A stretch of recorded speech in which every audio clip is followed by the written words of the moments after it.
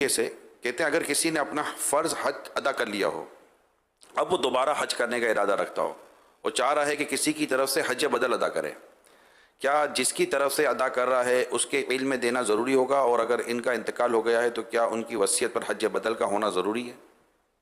یہ تو اولاد کو وصیت کرے گا تو اولاد کرے حج اس کے پیسوں سے جو اس نے چھوڑے.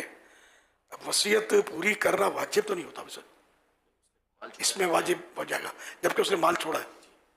اصل میں حج بدل کی تمام تر شرائط کا پایا جانا ضروری ہے. اس نے مال چھوڑا یا ورثہ اپنے مال میں سے کروانا چاہتے ہیں اس کی طرف سے، میت کی طرف سے، اپنے والد کی طرف سے، اپنی والدہ کی طرف سے، تو کروانے کی تو صورتیں ہیں، اس طرح تو ہو سکتا ہے.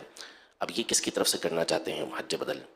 جس کی طرف سے کرنا چاہتے ہیں اس کے علم میں ہونا ضروری ہے. اب وہ دیکھا جائے گا کہ وہ شخص جو ہے وہ اس پر حج فرض بھی تھا یا نہیں تھا. اگر اس پر حج فرض تھا اور اس نے نہیں کیا تو علم میں تو ہونا ضروری ہوگا، اس کے بغیر تو نہیں ہوگا اس کے.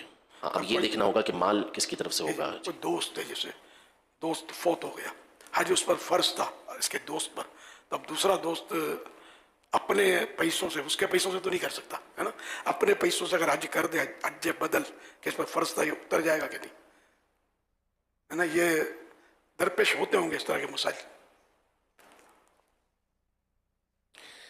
حج بدل کی ایک شرط یہ ہے کہ جس کی طرف سے کیا جائے اس نے حکم دیا ہو، بغیر اس کے حکم کے نہیں ہو سکتا.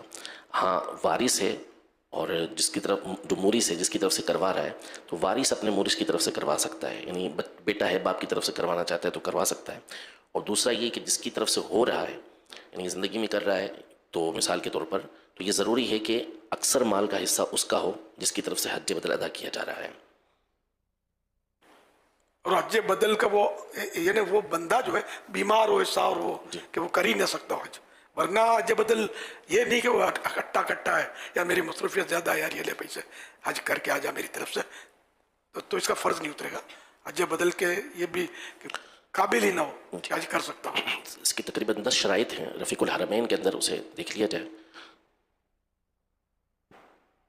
زیادہ ڈیٹیل بہار شریعت میں، جو بہار شریعت کا چھٹا حصہ